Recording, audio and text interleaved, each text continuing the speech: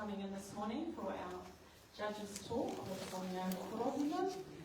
I just wanted to let you know that there's some chairs just in the museum or the Heritage Gallery if you'd like a chair. Eleanor and Maya can help you with those if you need a hand. And it's going to be moving through all gallery spaces, so just pick them up and take them with you, or let us know if you need a hand. But here's Sonya. Kia ora, thank you, Amy. Shall I just give you a minute to see if there's anyone else who would like to grab a chair, so we can all get settled? I know I'd be dashing for one if it was me. Would anyone else like a seat? And they're light and portable, so you can pick them up and fold them out and move them round as well. We're going to start in this gallery and then we'll move through to the other galleries. In your way. If I'm in your way. Oh, because I'm just going to be on the floor.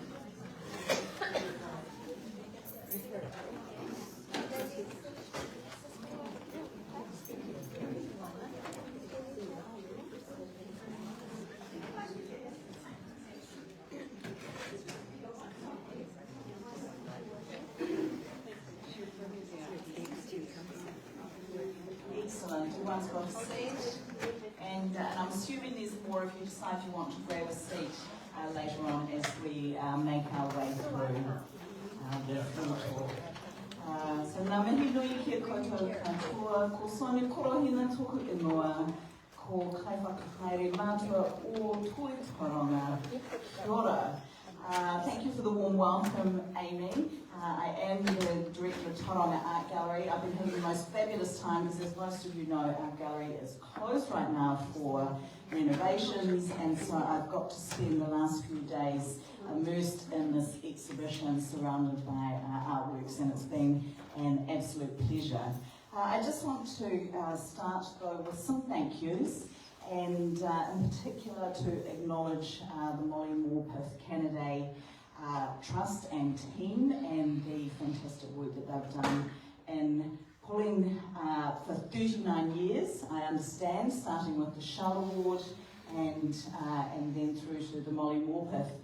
They work in collaboration and closely with Whakatane Gallery and team, and to acknowledge this beautiful installation you can see around us that Amy Rautana and her team have installed here in the galleries today. I actually haven't been here since the galleries have been painted black. I love it, love me a bit of black. And as you can see, the works look outstanding in this environment. I wish to acknowledge all the entries, artists that were brave to enter this competition. There was over 500. There were 3 amazing preliminary judges, Fiona Jack from the Eden School of Fine Arts, James Gatt, curator at Aotearoa, and last year's winner, Elliot Collins, who had the really tough job of narrowing down to the selection of finalists that you can see around us of 50. If we could just have a big round of applause for all those artists that entered the competition. And also just to mihi those finalists that were selected as well. Can I ask us, which artists are with us today? Could you raise your hands if you're with us? Kia ora. I'm going to probably come and nudge you and find out. We didn't meet last night, did we? Which work's yours? And I really welcome you to talk a little bit about your work, if that's okay. Either of you, your work's in this gallery or the next one? In this gallery. Okay. Can you point to your work for me? Oh, brilliant. Yes. Kia ora. And tell me, what's your name? Jack. Jack. Oh, kia ora, Jack. Thank you. Excellent. And I think I know all the other artists that are with us today as well. So this is going to be a mashup we've got the artists with us, so I'm going to call on them to talk a little about their works, and I'll share with you some of my experiences and impressions in judging the competition. I thought I'd share with you first, and apologies to those of you that were with us last night, but I'm going to repeat it again, a little of my process. So as you heard, there were 3 preliminary judges that narrowed the selection down to 50. I then had the pleasure of coming to judge these works. So all I had, it was a blind judging, which means all I knew was, I didn't know the name of the artist, I didn't know their practice, wider practice, I knew nothing of the exhibition history. All I could judge on was the artwork in front of me, and they had all provided a short artist statement. So that's what a blind judging is. So you'll see that my comments that are on the winning works are purely based on that experience. Of course, as soon as I'd finished judging, Amy then gave me the list and the names of the winners were then revealed to me. It's a really interesting and quite challenging process to go through, because of course in the world of Google, if we're not familiar with someone's practice, we're immediately on the phone and wanting to find out more about what we're looking at and who that artist may be that we're working with. An art prize is quite a different experience to coming into a curated themed exhibition. It's really, especially with 50 works from throughout Aotearoa, it's a cross-section and a litmus test of what's really important for our artists here and now today. It's like opening up the newspaper, and rather than reading text, we're reading the visual language of what our artists are trying to communicate with us. And I love that about a prize. And what you will also see today is there's a wide range of practice and also artistic medium that the artists are working with as well, and we'll touch on those as we go round. I'm more than happy for questions as we go around as well, but I would like to keep the floor talk under 260 minutes, because I'm sure everyone will want a cup of tea and a sandwich after that. And anyway, we're going to get underway. The first work I'd actually like to look at today, and I'm going to invite the artist Amy to come and join me over here. It's actually this. I'm just going to move around this way. Kia ora, Amy. She was having dinner out last night with her family, and I accosted her across the table, and we hadn't had a chance to meet during the competition, and I could have sat talking to her a long time, and I look forward to hearing more about your practice. But could you share with us a little about this work and also the process that you work with as well? Can everyone hear me? I'm going to get you back.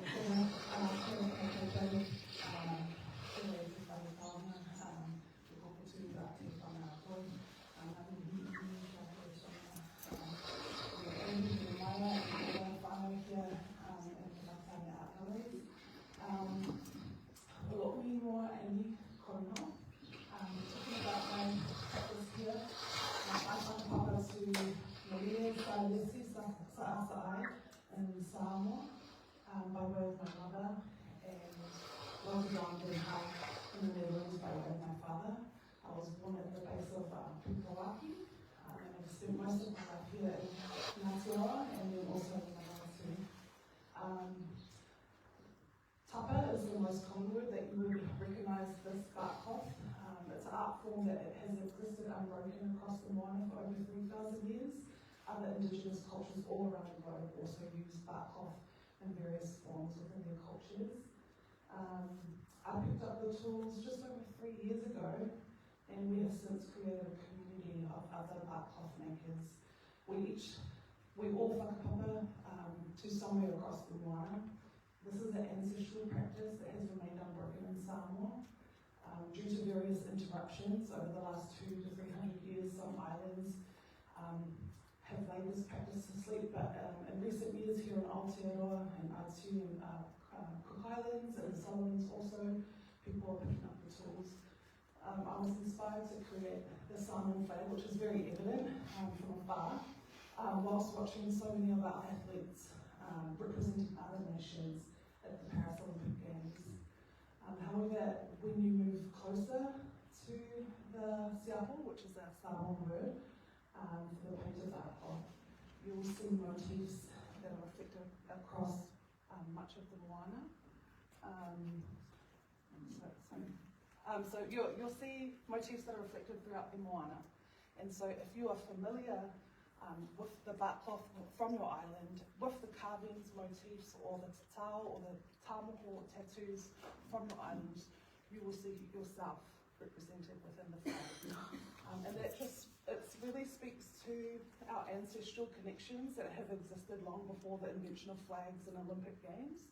And it speaks to our humanity, our shared cosmologies and beliefs, and our love for our beloved moana. Kia ora.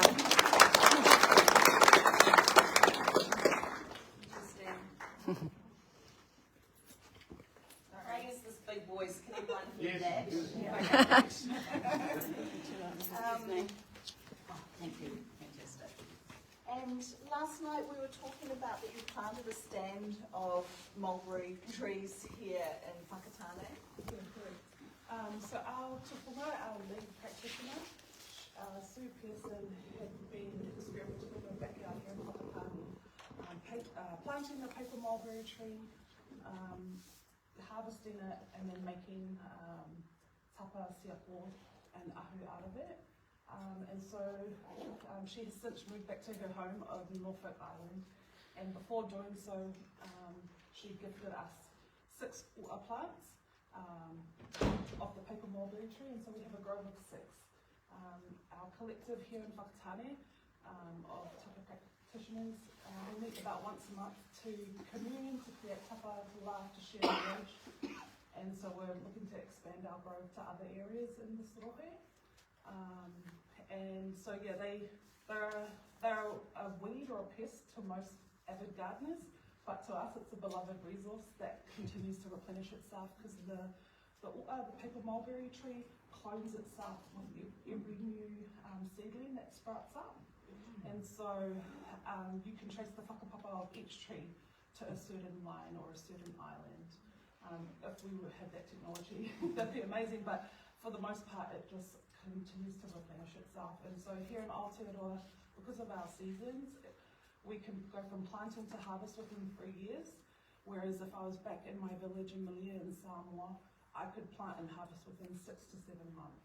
Wow. Yeah, they really, obviously they love a humid climate, and they do survive our Whakatane winters. We're bringing humidity today, that's for sure. Kia ora, and thank you so much for sharing that, Amy, and I'm sure the community here really looks forward to what may happen next with your practice as well. Yeah. Thank you.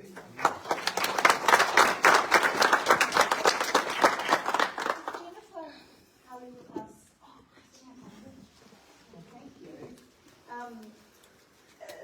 You'll begin to see there's a number of artists that have chosen to work with paper or forms of paper, and indeed there's a lot of textiles in this exhibition today. Jennifer has this incredible sculpture here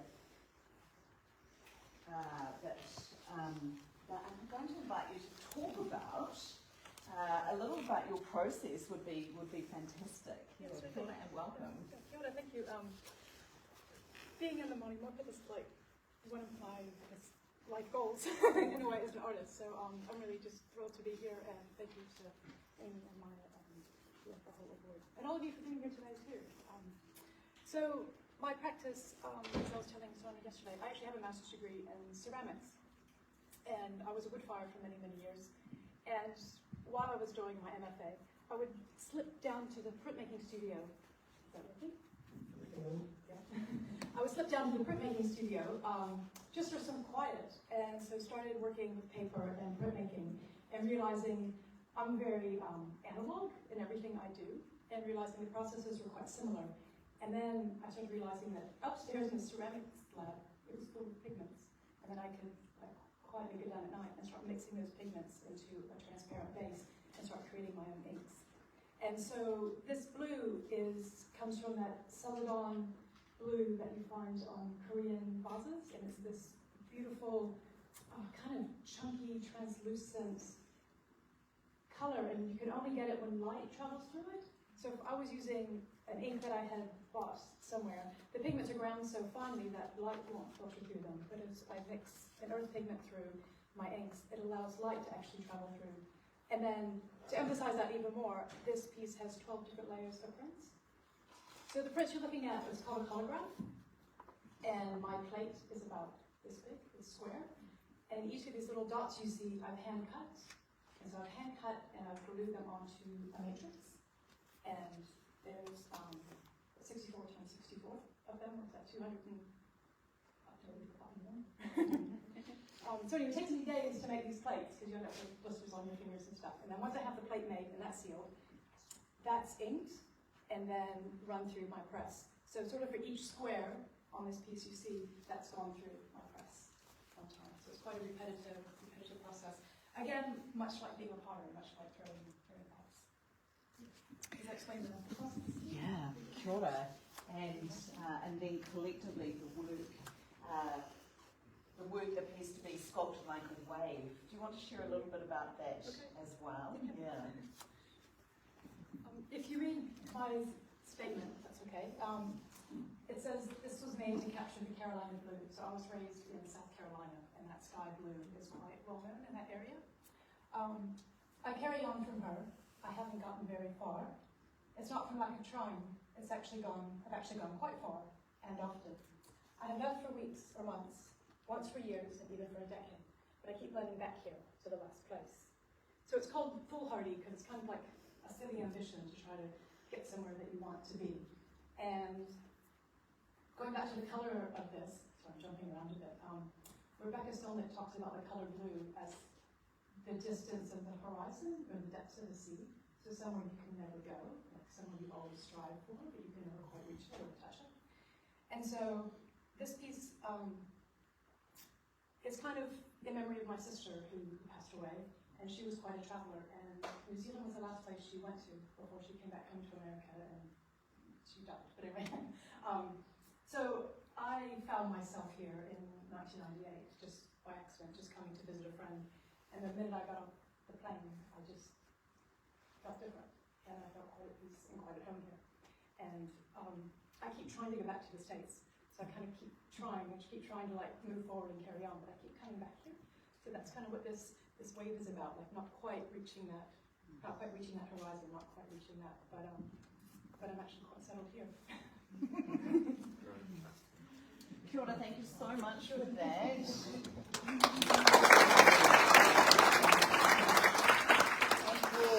For sharing that with us as well. I really appreciate it. Memory and loss is often a common theme or themes found in group shows and prizes, and of course one of our winners as well, Whaamale Etuale behind us here is also addressing their loss of their father, and has captured here his last birthday. And as we all know, when we lose someone dear, we try to grasp onto those moments, don't we? We replay the reel, we grasp onto the moments that we can remember. Today, completely coincidentally, I played my father, before he passed, the last CD in his radio of his car, I guess it was a CD, was Thievery Corporation, and I played that this morning.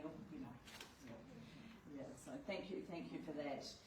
We were talking about materiality and artists working with paper in different ways, and indeed we have artists working with cardboard, very humble material, and I actually just wanted to call on Bridget Moffat, who is with us, and this is her work here. Bridget. Up it. Wonderful. Thank you so much.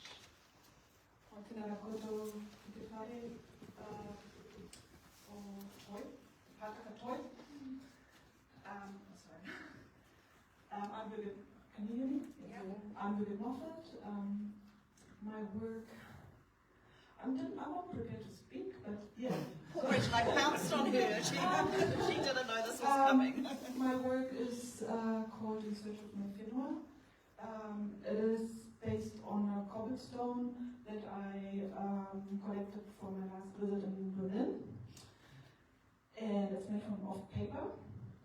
So the idea behind it is, I've been in Aotearoa for 40 years now, and through my whānau connections, I had a really basic insight about Māori, Tauranga, and their understanding what land means. Hence, I don't use the title land in search of my land, but whenua, because it is a different concept.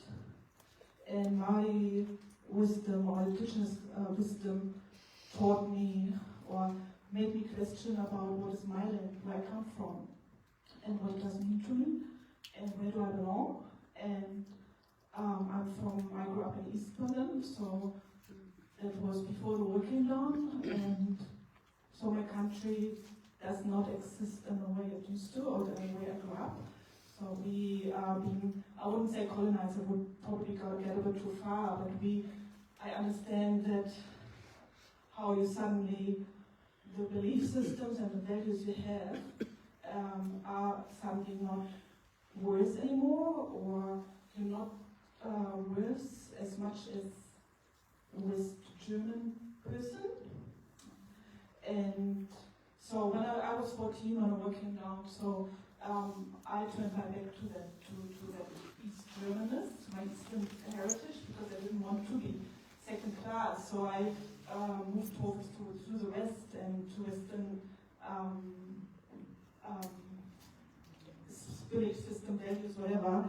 And just now coming here and growing older, it makes me thinking, okay, I'm more self-aware now and starting to research and to be more interested in my own culture.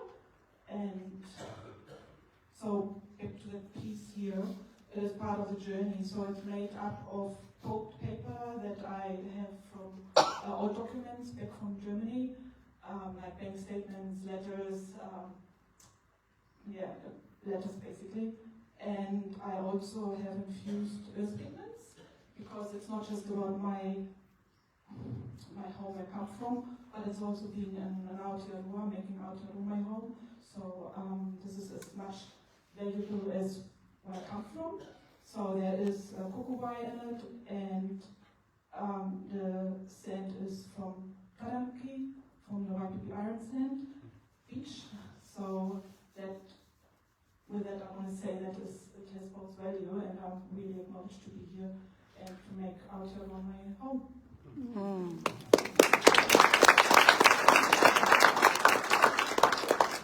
Thank you so much for sharing that, and your generosity and vulnerability, and sharing the story behind this work as well. We're just going to move down into the next corner here, and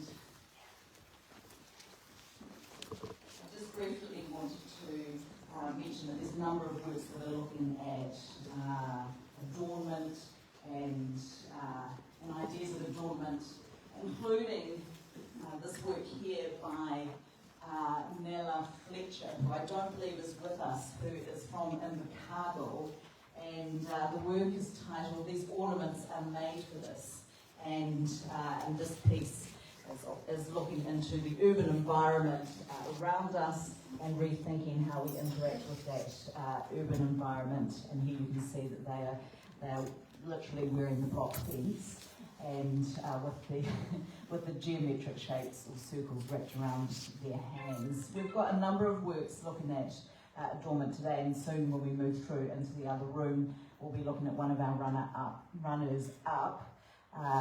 Their work too. Bo Cotton. Is Bo with us yet? Not yet. Can you give him a text? Yeah, sure. He may be having a coffee next door.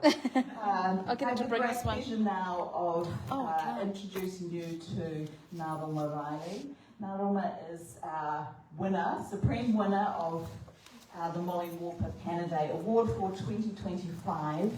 And thank you so much for coming down to Whakatane and joining us for this award. It's an absolute pleasure to have you here today to talk about the winning work as well.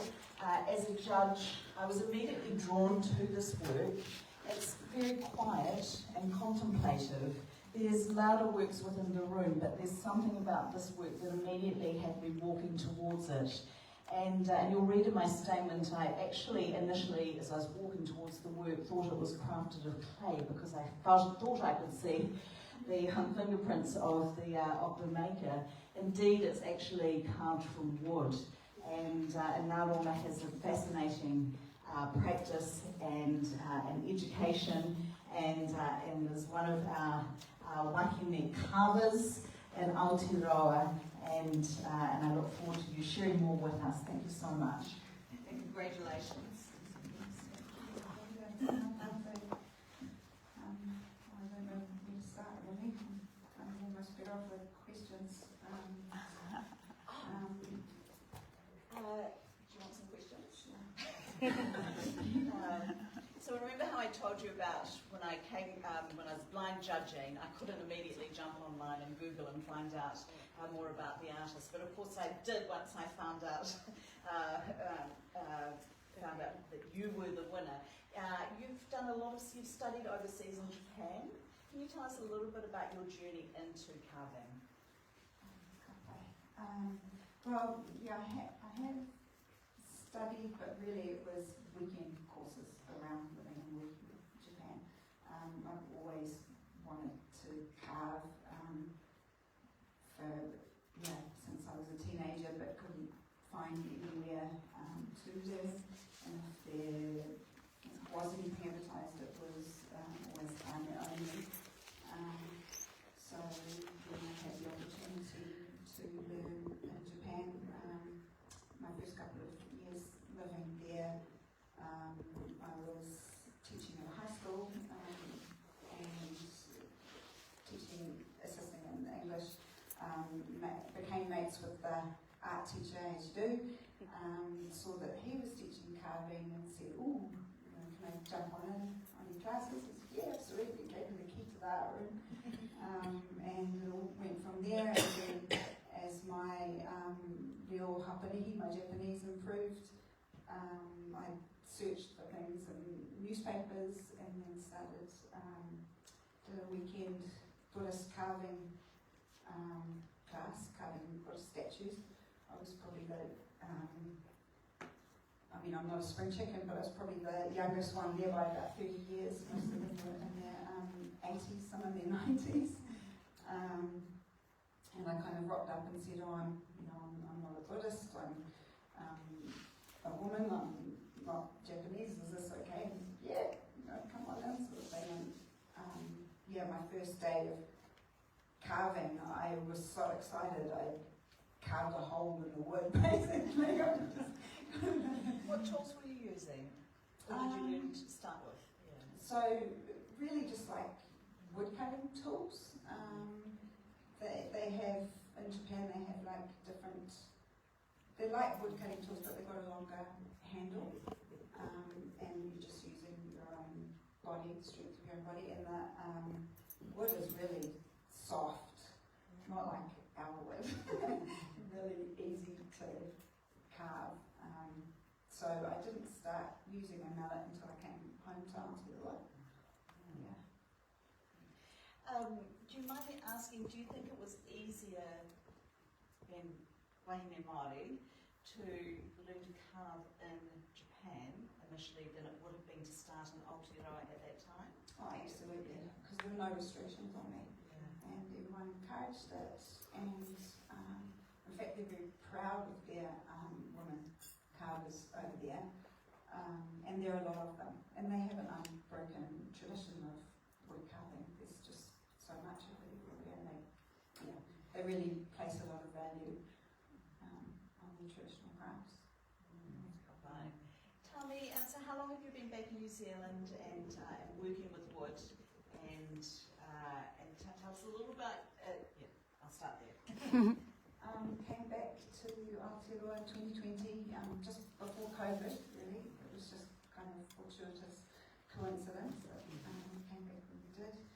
I signed up for, because one of the things I discovered while I was away was that there were some places that had opened the doors to wahine.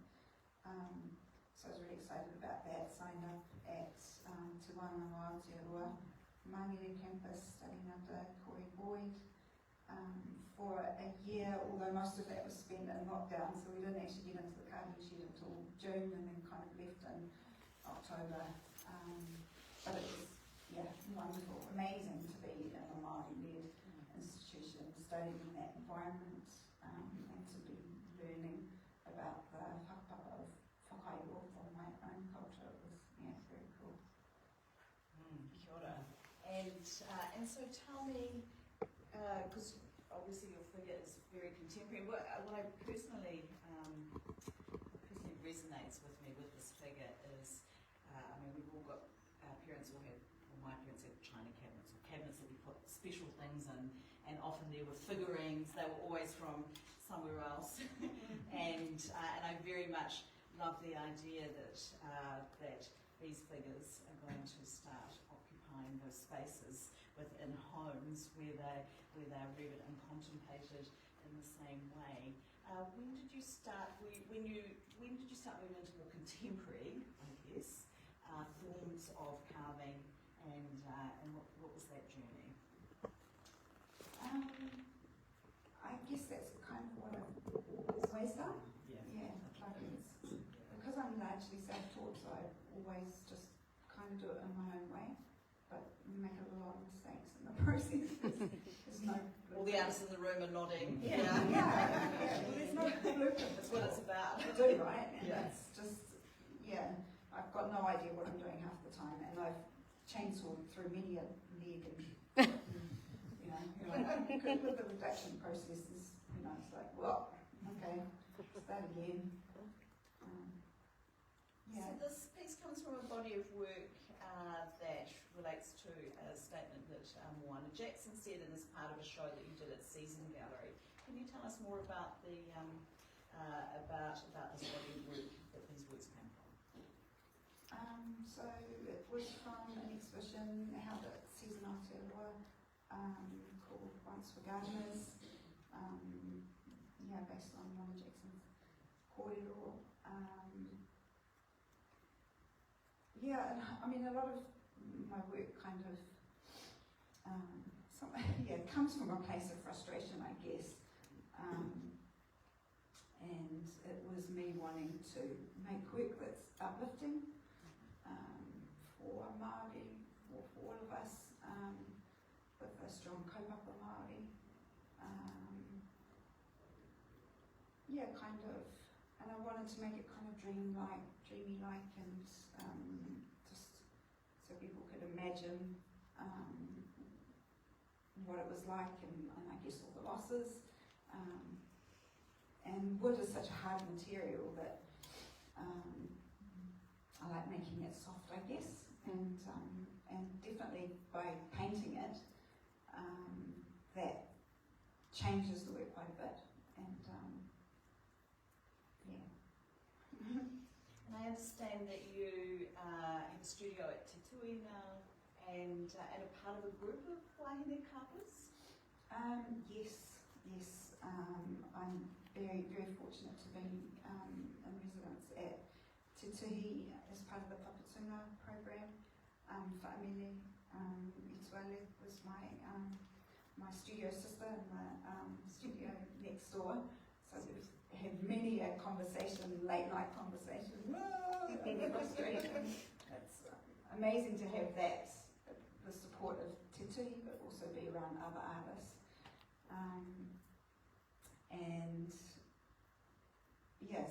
Strongly supported by the director there, Hirani Himona, who's given us wahine carvers a space for the year Te Anō Hine.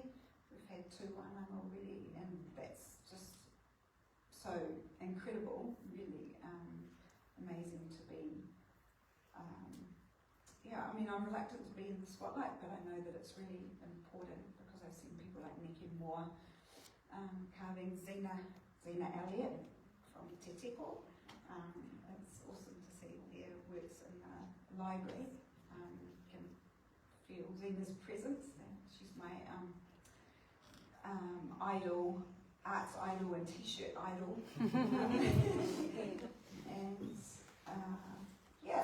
it's great to, I I guess because many of us have faced quite a bit of resistance to our practice, it's just cool to be in a supportive environment and talk about, you know, where we're going and what we can do, and so that younger women can see that we're doing it and not kind of face that fear of doing something that's wrong or, yeah.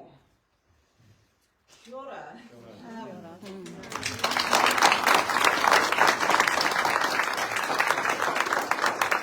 So just a shout out to those people, those institutions, those organisations, those funders that enable creative studio practice.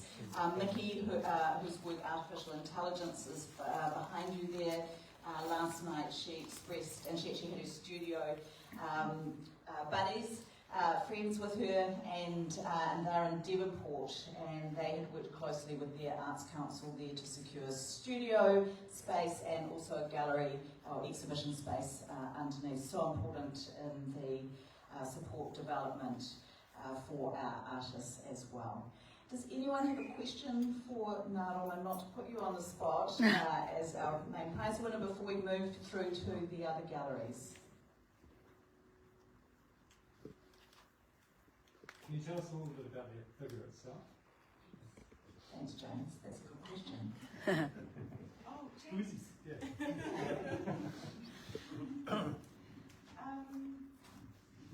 It's a fisher, Kaihika. Yeah, out having a fish, trying to get some. What can I say? I guess many of us know that.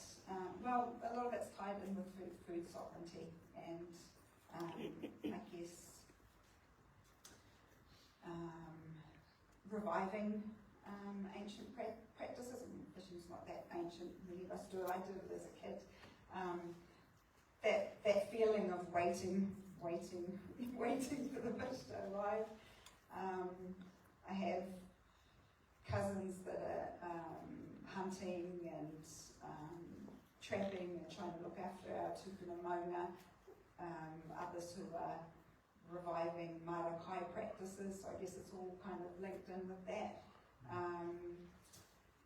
Somehow it ended up looking a lot like my son, but my kids posed for me as well, so it's kind of inevitable.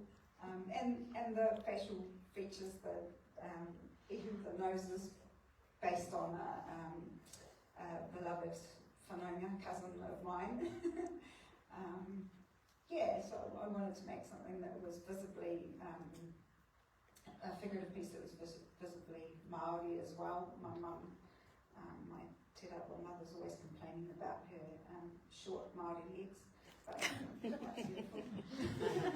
And it's ended up being, I guess, contrapposto, if anyone knows the kind of counterpose. So these are, again, they're all based on tiko tiko, my works. So that may not be obvious to everyone, but because tiko tiko are the figures that are carved in around, I have an intense love for tiko tiko, and there's so many in Whakatane. It's really cool to see them all. And so this is my version, of tiko tiko. Yeah. Thank you for asking that question. That was key. Any other questions before we move through to the next room? So, what wood did you use, and why, and how was it good to use or hard? Or? It's tōtara. It's quite a pale tōtara, so it's probably a younger branch. Usually in the older ones in the heart, they're darker, kind of redder colour. I don't colour the skin, I leave that because I love being able to see the grain. Tōtara, people often say it carves like cheese, but it really depends on the tree, the individual life of the tree. yeah, if it was growing on a windy cliff or, you know, somewhere safe in the bush. And how, why. I carve from log. A lot of carvers carve from milled timber, so I scavenge. I don't really have a regular source of wood. I'll try carving everything. And it's, you really don't know until you crack the wood open what it's going to be like often. And I'm still learning. I'm very much a beginner. I've got a lot to learn. And as, Amy will know, I don't know if I should be saying this, but I had a piece in the exhibition here last year at the Tauranga Art Gallery, and I've been intimidated because my work is a little friend. And so this one is well and truly chosen. The other one I thought was Sure. but yeah, so it's all a learning process. But I will carve anything, which I did with that as well. I'm not going to do that again. It was an emu, and I just wanted to use what I've been given, and it was very holy, but I like that as well, but I'm going to be very careful. Thank you. I think we've got one more question. What's Te Kōputu? I just said, what is it? I don't know. Oh, sorry.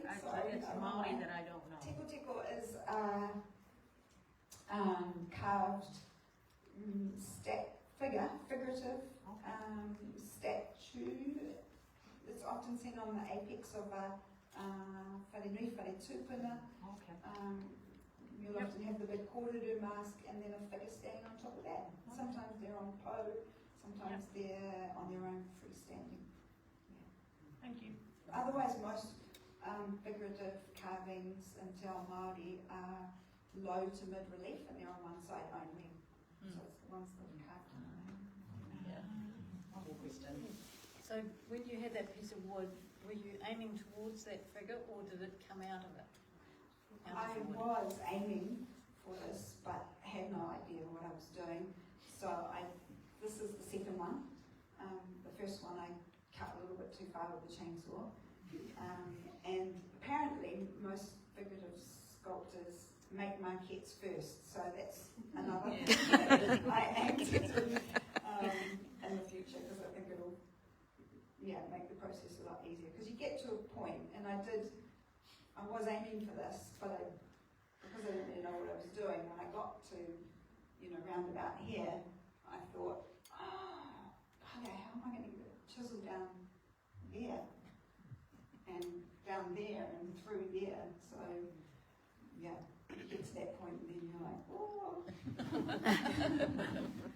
Constant problem solving. Yeah, Thank you for sharing that with us. Yes, thank you. We're going to move through to the next gallery. We're not actually going to stop in the centre one. Aroha mai for those artists, but I please encourage you to come back through, just because we're too big a group to try and squeeze into the middle gallery without compromising the works. So we're going to go through to that gallery, the rear gallery. Do we need to move the speakers as well? Yeah.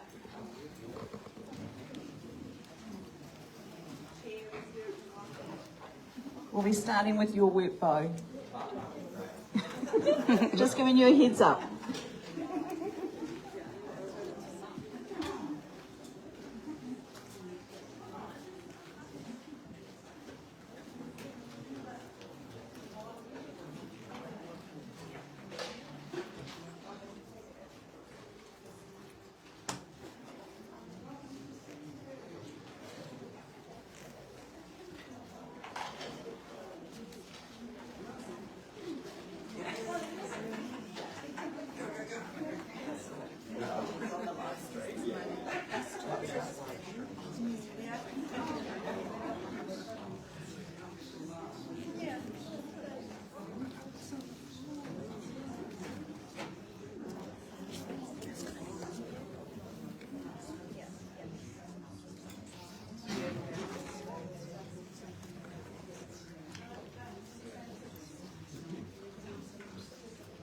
No, I promise that we finish by 12. 12, but we do have 3 artists with us for 3 works in this room. Is everyone okay if we go just a little over 12? Yes. And if you do need to scoot out, I think we've got an exit just here as well, and you can go back through the museum collection there too.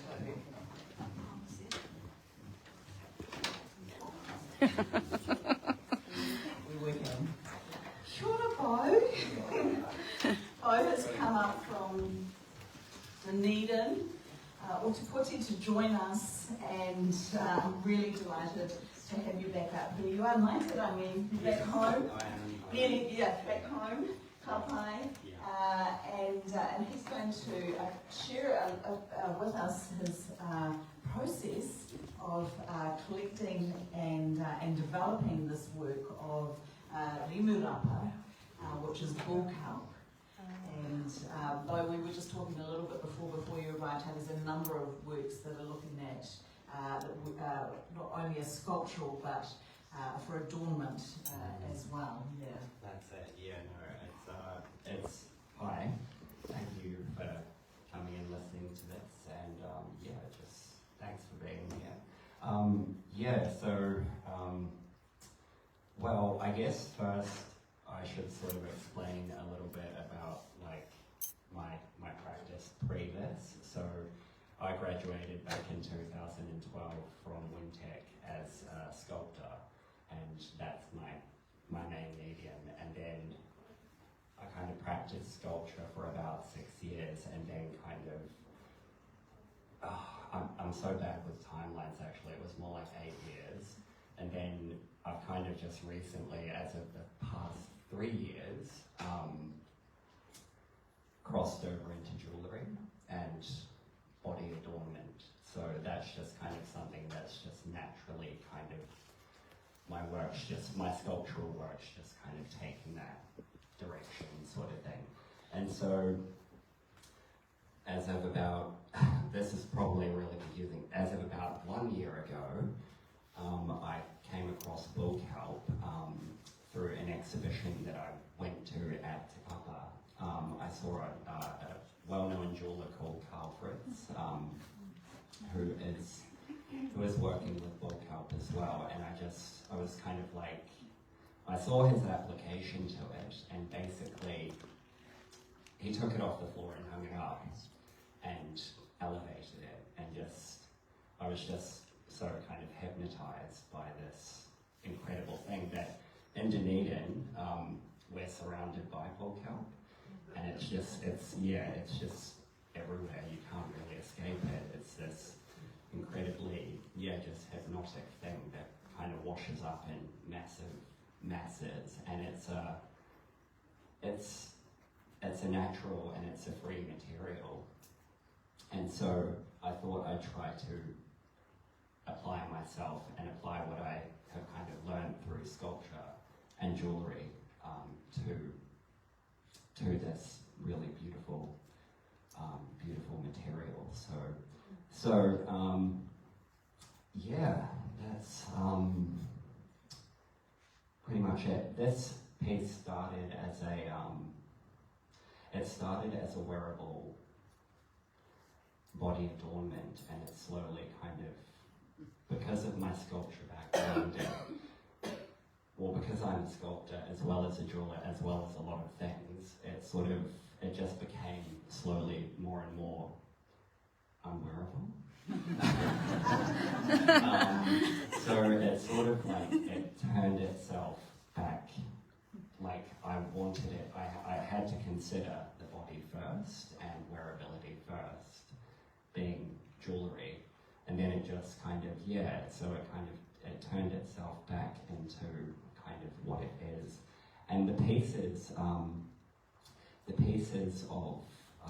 the kelp are actually from the stipe of the kelp, which is, it's a long tubular kind of part of the kelp, and then the bladder kind of floats off. So I've used the long kind of, the long cucumber-y part of it, the stipe, basically. I've used that, and applied quite a sort of like a, I guess, a culinary approach, because it's kind of, it's like chopping up food, basically. It's like chopping up cucumbers or zucchinis, and I've also pickled the kelp, because another challenge with kelp is that it's incredibly smelly. So it's basically it smells like a dog, and it's nothing against dogs, but but it has that it's very pungent, and so the challenge for me in jewellery is well, no one wants to smell like a dog. Except for dogs. So that's a challenge in itself. Other dogs. So how to get the smell out. That were my two main things when I sort of thought, right, I am going to work with bull kelp, is how do I get that smell out, and how do I make it wearable. So basically it's a process called denaturing. So I've pickled the kelp in white vinegar at the advice of DNA scientists who I kind of collaborated with down in Eden. And they told me that that's the best way to get the smell out, and that basically, so that process takes about a month for it to be soaking in the vinegar, and then you have to naturally air dry the kelp as well, which takes another 2 weeks. And then it's also been dipped in New Zealand vitrified Cody gum, so from the Cody tree that we have here. Because from a distance, it actually reads as liquid amber or Cody gum. Yeah. That's it. Tell us about why did you choose to work with black jet as well? So black jet is so this is the jet in this is called French jet, which is the composition of French jet is glass. So it's not. It's jet's predecessor is Whitby jet, which is from the Victorian era of jewellery. So it's very bleak, it's very black, and it's it's kind of it's a very gothic style of jewellery.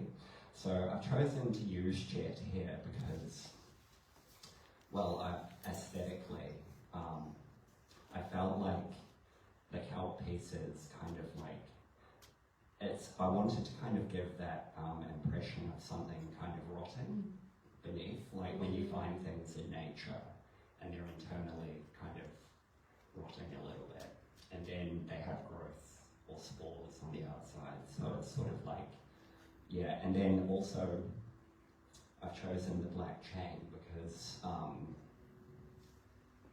well, basically that's the only thing that could actually hold this volume of weight. It's about 3 kgs, so it's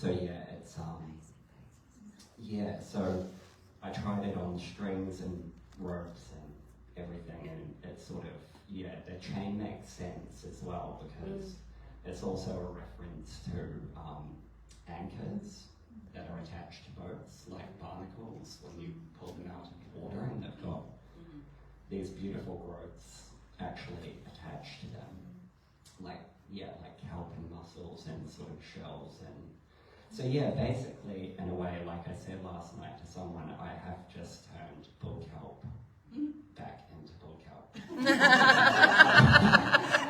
So it's so that is the thing. But also it's just sort of like the black of the jet. It really just kind of, to me, it reads aesthetically. It's just it's the best the best result I landed on, basically. And I have been making bull kelp jewellery as a wearable, which is more kind of readable as like a body adornment sort of thing. So it's been about 1 year to get to this point, sort of thing. And this, I decided, was the finest of my developments, and this is the piece that I would like to put forward as a work of art, or like, you know, yeah. So that's kind of, you know, how your work kind of just spearheads to a point, and this is the finest of what it could be currently, and it's still developing. It's a biodegradable gemstone. So this is, it's completely, you could put this in the ground and it wouldn't, you know, it's that return to nature that I think we all kind of need in our lives, you know, like it's just a really, nature is queen, king, everything to us, you know, so, yeah. Thank you. Thank you.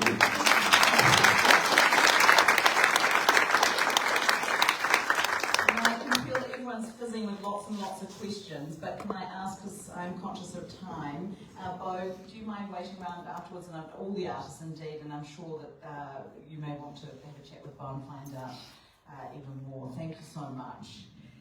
We're going to move on to this moving image work here by Jack Ellery and Elvis Booth Calveria. Kia ora, Jack. Kia ora.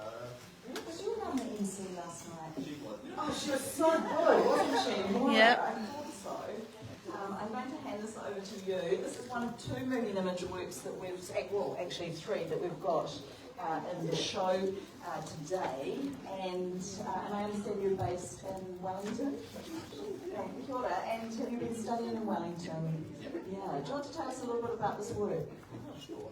I don't really like the microphone. I'd rather just project my voice because it feels more natural. I'm originally from Pakistani. I grew up in Port Hope, went to Tauranga High School, and then just moved to Wellington to do 4 years of fine arts. And I met Elvis in the second year of studies. And we were kind of doing sort of similar things, and I have a real strong background in outdoor endurance racing, so doing lots of biking and lots of running and lots of being outdoors. And when I moved to Massey, my whole thing was I'm going to do sculpture, I'm going to focus in on real things, having done lots of painting, and then I found myself really sick of having objects and having, for better word, shit in the studio and things that were just piling up. And so I decided I'm going to do things where I'm using my body and where I'm outdoors and where I can use all these skills and these endurance things that I've learned. And Elvis was sort of doing the same thing. And so as we studied more and more, we kind of moved closer together. And then this year, for the first crit, we handed in the same work. So we buried ourselves in sand, nude, at the same beach, 2 days apart. And didn't really notice until we spoke afterwards, and then realised, oh, we're kind of doing the same thing, we've got the same gist. And so then we decided to collaborate for the whole year. And so this is kind of a black sheep in what we've made this year, and that everything else has been outdoors. And so it's been very much investigating kind of our position in New Zealand as Pākehā, but also as males. And so looking at the body as an agent of meaning, that's something that talks, that I don't have to say through my words. So how can I move my body? How can I measure things and culture around me with my body without having to necessarily say any words? And so we've done lots of performances outside, and we were kind of looking at landscape and then the body as an animal, not necessarily as a human. And then we kind of came to this point where we were doing lots of writing and lots of poetry and reflecting and musing after we'd done a performance, and then we realised that the kind of emotional, the internal landscape or dialogue that we were having during the performances and then afterwards was as important as the kind of body itself. And so then this work came out of trying to find that internal landscape. So taking ways that we interact with the landscape in outdoor performances, the way we climb trees and swim in rock pools and put my body in uncertain situations, and then how does that reflect internally? And so then we moved into the studio to investigate that as a mode within the studio. And so I remember making this work and trying to put myself in that position. And I remember being in quite a dark spot, having lost a lot of mates, and so I was trying to kind of grapple with things inside. and I think Elvis was as well. And so we filmed in the kind of strobing studio, grappling with the body, wrestling with the body, kind of exercising or making the internal external, and so that's what the movements are through. And then thinking about kind of other modes or other ways that we release those feelings, and so that's when the kind of the nightclubish came to it, and so the kind of house techno audio track came out of that, going that the nightclub is a third space, as a place where we find ourselves, and where me and Elvis kind of founded our relationship together was dancing together in the studio, or dancing together in a nightclub, and so that's where they kind of all fuse together. Yeah. Thank you for sharing that.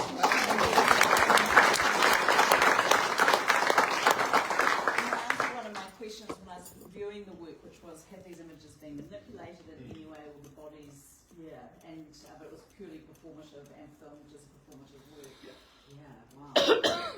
My next question is, I'm just curious, can you be assessed together as collaborators at art school now? How does that work? Sort of. So we did all of our critiques together, but we were assessed individually. So we had individual workbooks. They were very closely mirrored, but there's artist models that I put in, or artist references, or things that I was looking at that Elvis wasn't looking at all. But between that, we kind of cross-contaminated, and so ended up with this quite rich plethora of different ideas, lots of car rides and talking and discussions that kind of, and arguably richer, outcomes for it. Yeah. Thank you, and it's always great to have a local Trident High artist come back. Yeah, it feels very blessed to be like in this space, not this gallery, but I said my first word at the old gallery, and I come to this gallery every time I'm home, and have been to pretty much every show, and so it's a real nice feeling to be at my own work in here. Thank you so much. Congratulations.